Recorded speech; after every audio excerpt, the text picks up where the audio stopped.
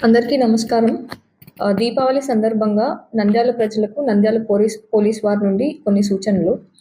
మొదటిగా ఎవరు కూడా అనాథరైజ్డ్‌గా ఫైర్ క్రాకర్స్ అనేవి స్టోర్ చేయకూడదు.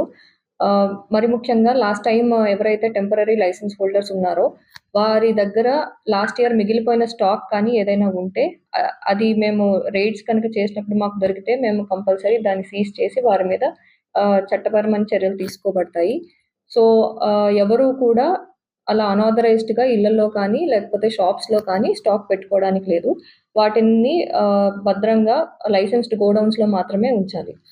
సో, ఇంకొకటి ఏంటంటే ఇప్పుడు కొత్తగా ఎవరికైతే లైసెన్సెస్ వస్తాయో వాళ్ళు కూడా కొన్ని జాగ్రత్తలు పాటించాలి. మొదటిగా ఓన్లీ డెసిగ్నేటెడ్ ప్లేసెస్‌లో మాత్రమే షాప్స్ అనేవి పెట్టుకోవాలి. సేల్ అనేది చేయాలి.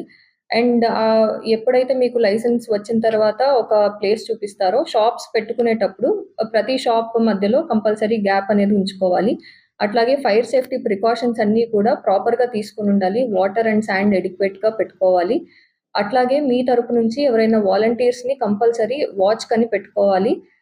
ఎక్కువ మంది ప్రజల్ని లోపలికి రానివ్వడం కానీ, అజాగ్రత్తగా ఫైర్ క్రాకర్స్‌తో వ్యవహరించడం కానీ చేయకూడదు.